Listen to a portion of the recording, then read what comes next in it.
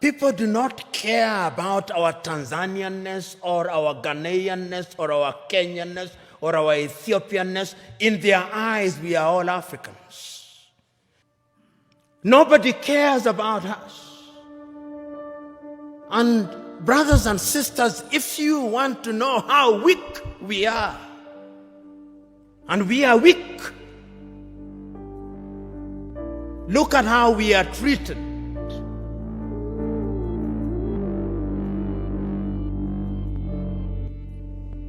Last month,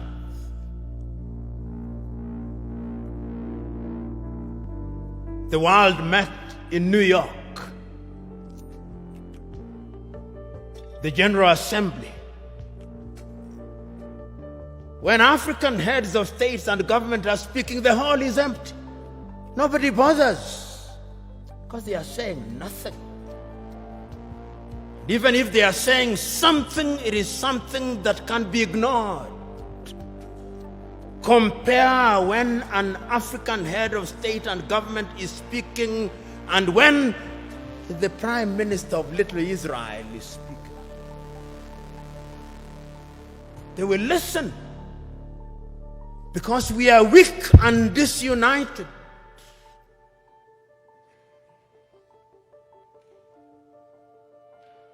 So we have a weak continent because the spirit of Pan-Africanism disappeared.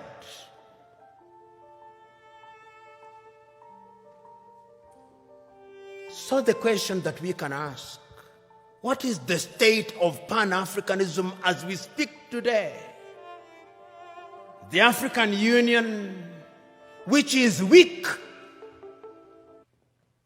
says the right things and does the wrong things 9 out of 10 times.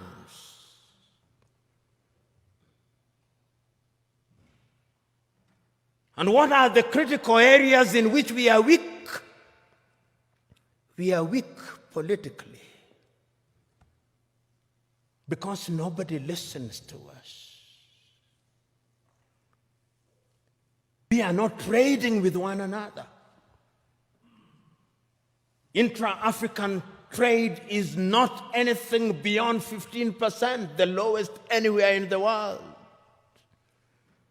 If you look at all our sectors and look at them, look at our agriculture, almost all African countries are net food importers. There is not a single African country that is in meaningful technology. Not a single African country produces a mobile phone. Yet the single most important ingredient in mobile telephony is to be found in the Democratic Republic of Congo. Not a single African country produces a car other than assembling completely knocked down kits. There is no meaningful production of pharmaceutical products in Africa. And if there was any doubt, COVID exposed it. All African countries, the 55 of them, are waiting to either receive Sinovac from China, Sputnik from Russia, AstraZeneca, Johnson or Moderna. And we don't even know what they are because our bureaus of standardization don't know. If you ask the Ethiopian Bureau of Standards what they are asking us to be injected with, they do not know. They just believe it is a vaccine because the Americans have said so or because the Chinese have said so. Africa is weak, so that even this magnificent edifice, I suspect, has not been erected by Ethiopian engineers. When I see the signage in Chinese, I suspect it is the Chinese. That is how weak we are. That is the reality of our mother continent.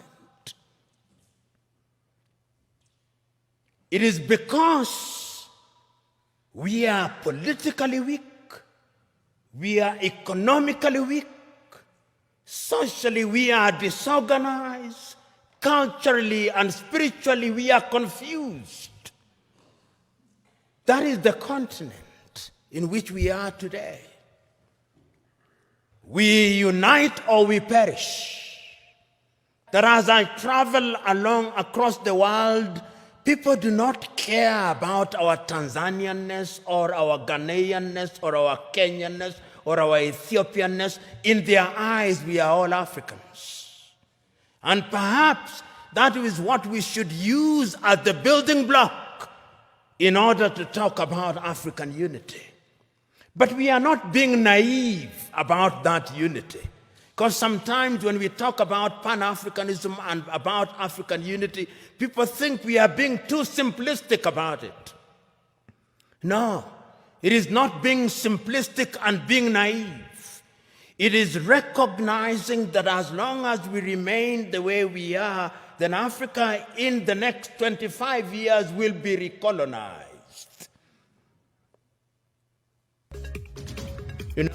Did you like or hate what you heard? Let us know in the comments below, and if you want more candid speeches like this, be sure to like, subscribe, and hit the notification bell to catch all our latest videos. And please feel free to leave your suggestions, news tips, or topics about Africa you'd like us to cover.